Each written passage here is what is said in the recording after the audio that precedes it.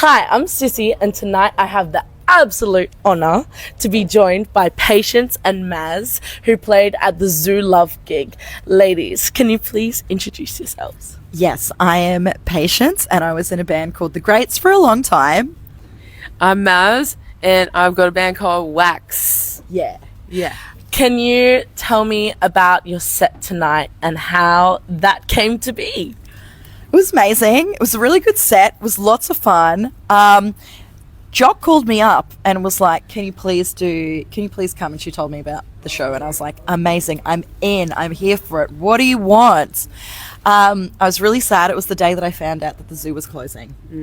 Devo. Oh, it was the same day. Same day. Oh shit! So Yep. you were like, "What's the job?" Yeah, and I was then like, you were "I'm like, in." "Oh fuck, it's this." Yeah, I never said. I was like, yes. Actually, I was really like, I will do whatever you want. You let me know. And she was like, okay, I'm thinking Luke Henry. I'm thinking Simon. I'm thinking some of my favorites, Luke Daniel Peacock. And then, do you know Maz? And I was like, I do. Do you think she might come on board? And I was like, I do. And then you did. Oh my god! As soon as she hit me up, I was like, "Absolutely!" And then I was like, there's no way I wouldn't. Like, this place means everything to me, and so anything I could have done, I'm just so happy. And the fact I got to do it with like old mates, like classic Brisbane energy. Like, why would you say anything else? Like, it's a hell yes from the get go. 100%. So Jock was the matchmaker. yep. Yeah. Oh my gosh, I did not know that. Okay, can you tell me about your relationships with the zoo? Oh, I mean, far out. It just really, like, I was feeling really overwhelmed earlier today because I was just thinking about how important the zoo has been. It's just like, plays a massive role in the creation and the formation of so many bands, and also just a community, because there's not many venues that are this size, but also it was managed so well by Jacques for so many years. And it had this feeling where you could always walk backstage. You know, you played here once, and then it was almost like, you know, you get that like seal of approval. So you'd then you'd go to side of stage and be like, yeah, come back, you know, which I think created lots of like musician collisions in a really good way. Like, that's what was, you know, I don't know, because unless you're writing music in a band with somebody, it's not like, I don't know, you also have to like do your job and do stuff, so you only get to see people at live gigs. And yeah, so I don't know, I feel like that kind of way that she ran the zoo for a long time really helped cultivate the like music scene in Brisbane, and just the size of it. I really feel like it was like you went from Rick's to the zoo. Yeah, that's exactly. Yep, that was my path too. Yeah, it was my path too. Yeah, Was that yeah. your path, Simon? Totally it, yeah. Yeah, Rick's Zoo. Rick's zoo. That's the path. Like, Yeah. once you got Rick's ticked, Yeah. it was like everyone at the zoo was like, okay,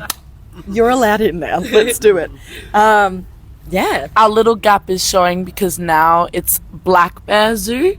I think maybe Rick's Black Bear Zoo. Now there's like a few little in between venues, but it's really gonna be a gap now, isn't it? Because 100%. there's some like the Bright Side, and there's a few of those local live music venues, but there's nothing quite like this, and the one room aspect of the zoo Yeah. is really, really special as Yeah, well. I think it's like whenever you talk to someone about Brisbane and venues, everyone knows the zoo. It's so embedded in our culture, and that's, I guess, the saddest part about it, because it's just, yeah, it's quintessential Brisbane.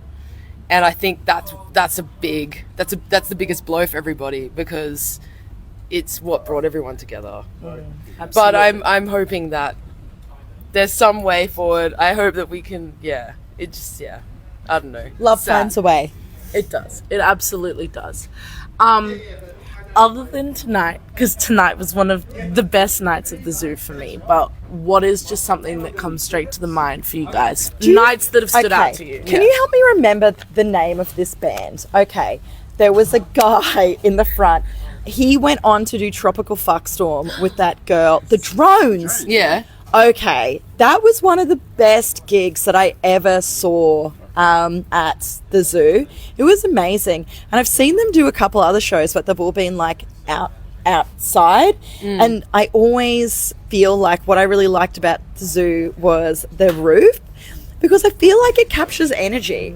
Like when you're at an outdoor event and whatever, I don't know, I always feel like music just dissipates into the atmosphere. And then when it's captured with a ceiling, it's, you know, it's super intense.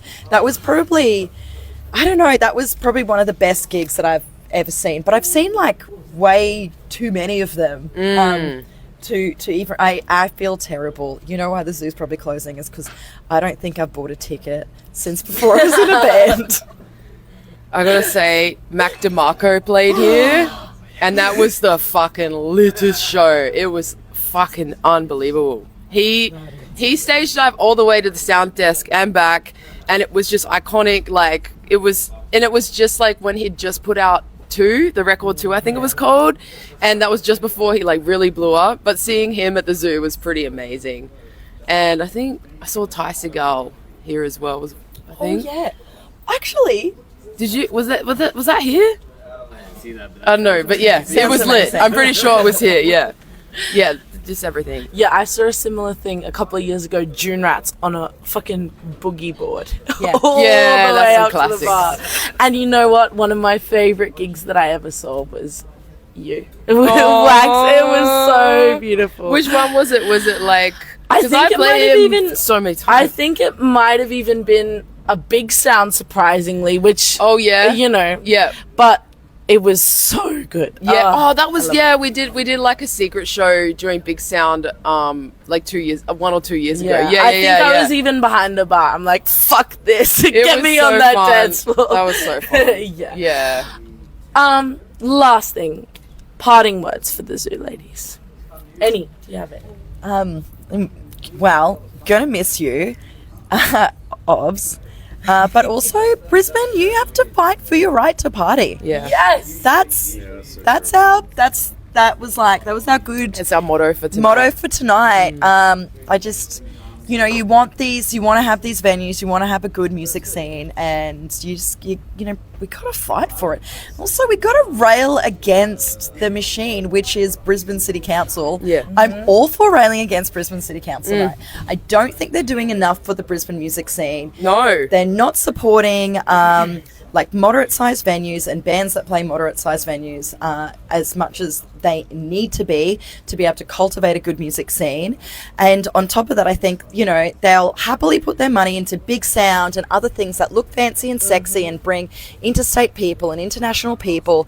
But it's like, if you want Big Sound to actually work, you need to be like having, you know, bands from the ground up coming through. Absolutely, because that brings people into Big Sound as well. Yeah. Because they bring their crowds in. Like, if they're not going to local shows from the get-go and cultivating a community, then Big Sound can't thrive as well as it should anyways. So I think we need to save Australian music, like dead set. It's terrifying. We have not recovered properly from COVID, and what needs to happen is grassroots supporting local bands and supporting emerging artists and just fucking sticking your neck out and going to a show. Yeah. And also vote. Everyone has to vote and vote better and vote to make sure this housing crisis ends and this cost of living crisis ends, so people can actually afford to drink again. Because I think for a long time the music industry was sustained and venues were sustained by alcohol sales. And I'm not saying actually you don't have to drink again, but like we need Drink. we need to figure out another way. Oh, 'cause yeah, there's just have not another enough money. way. There's just like, when you are spending all of like 70% of your income on rent, you can't go out. And so that's so Brisbane City Council, you're in my bad books, Ari supporting the music scene, but then also everybody please start voting better and being more political so we can end this housing crisis.